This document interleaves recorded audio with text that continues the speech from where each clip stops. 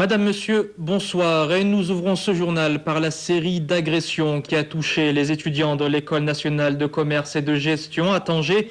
En l'espace d'une semaine, au moins 5 d'entre eux se sont fait voler violemment leur téléphone portable.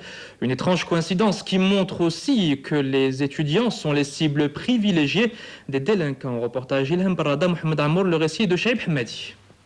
C'est malheureux d'avoir des agressions pareilles ici à proximité de l'école et c'est sérieux.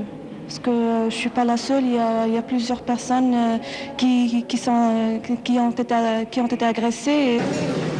C'est visiblement l'inquiétude chez les étudiants de l'ENCG de Tanger. Une série d'agressions touche leurs camarades. L'un d'entre eux est aujourd'hui hospitalisé à Rabat. Les attaques à l'arme blanche ont visé plusieurs étudiantes. Comme d'habitude, j'ai l'école à Joujounos. Vers 14h30, je me dirigeais comme d'habitude à l'école. J'ai été abordé par un individu avec une arme blanche qui volait mon téléphone portable. Ça s'est passé au sein de l'école. Alors je parlais au portable et il y avait un homme qui se dirigeait vers moi. Je croyais que c'était quelqu'un de l'administration, mais il m'a arraché le téléphone de ma main et il m'a laissé quelques traces sur mon visage. Pour l'association des élèves, la situation devient alarmante. Depuis quelques mois, le nombre des cas est en nette augmentation. On a aussi organisé un sit-in le jeudi dernier, vers 12h30, un sit-in de soutien à notre camarade Ayman Ahioun, dans lequel nous avons dénoncé l'insécurité qui règne dans la ville de Tanger en général, et spécialement dans les alentours de l'école.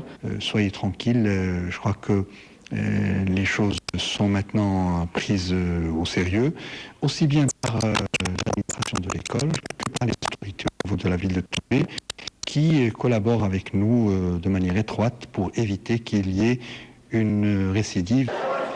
De leur côté, les étudiants estiment ne plus être à l'abri d'autres attaques. La problématique sociétale semble se traduire sous forme de dysfonctionnement multiforme. L'intolérance à l'égard de la différence, ça peut être sur le plan culturel, ça peut être une traduction d'un malaise économique parce qu'on n'est pas employé, on est en chômage et ceux qui sont déjà insérés. Mais ça peut être aussi d'ordre psychologique parce que on a un mal quelque part et on agresse sans faire de distinction. Circuler en groupe, ne pas tarder la nuit et ne pas répondre aux agressions verbales. Par la force des choses, ce sont là quelques mesures prises, hélas, pour éviter pareil.